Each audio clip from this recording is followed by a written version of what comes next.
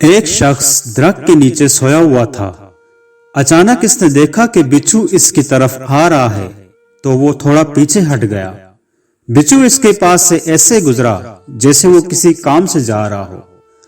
اس نے سوچا، عجیب بات ہے کہ مجھے کچھ کہے بغیر یہ آگے کیسے چلا گیا۔ اس نے بچھو کا پیچھا کرنا شروع کر دیا۔ آگے گیا تو دریا آ گیا۔ بچھو کنارے کے آگے ایسے کھڑا تھا جیسے کسی کشتی کا انتظار کر رہا ہو۔ تھوڑی دیر بعد ایک پانی میں تیرتا ہوا پتا آیا اور اس کے پاس آ کر رک گیا۔ بچھو اس پر سوار ہوا اور پتا آگے چل پڑا۔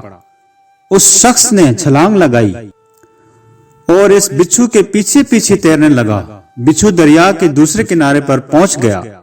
جب بچھو دریا کے دوسرے کنارے پر پہنچا تو پتا رکا۔ بچھو اتر گیا۔ وہ شخص بھی کنارے پر آ گیا۔ بچھو چلتا ہوا دور ایک آدمی کے پاس پہنچا جو سویا ہوا تھا۔ اس کے قریب جا کر رک گیا۔ دوسری طرف سے سانپ آ رہا تھا۔ جیسے ہی سانپ سوئے ہوئے شخص کو ڈسنے لگا تو بچھو نے سانپ کو ڈس لیا۔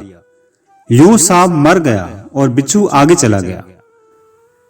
وہ شخص جو بچھو کے پیچھے یہاں تک پہنچا تھا اس نے سوئے ہوئے آدمی کے پاؤں پکڑ لیے۔ وہ جاگ گیا تو اس سے کہنے لگا کہ آپ تو بہت بڑے بزرگ ہیں۔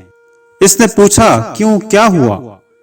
پھر اس نے اسے سارا واقعہ سنایا۔ واقعہ سننے کے بعد اس نے کہا، بھائی میں تو یہودی ہوں۔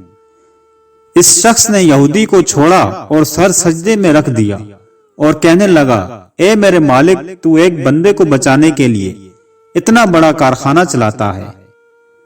میں دن رات خواہ پریشان ہوتا ہوں، تو میرے بارے میں اس سے بھی بہتر کر رہا ہوگا۔ اگر ہماری آنکھیں کھول دی جائیں، اللہ ہمارے ساتھ کیا معاملات کر رہا ہے اور کہاں کہاں سے ہماری مدد کر رہا ہے، تو ہم کبھی سر سجدے سے بھی نہ اٹھائیں۔ اے بندے، تو کیوں پریشان ہے؟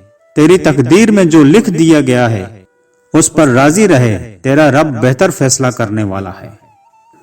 بتا دو میری مصیبتوں کو، میرا اللہ کتنا بڑا ہے۔ جو مصیبت پہنچی ہے مجھ پر اس میں بھی میرا ہی بلا ہے۔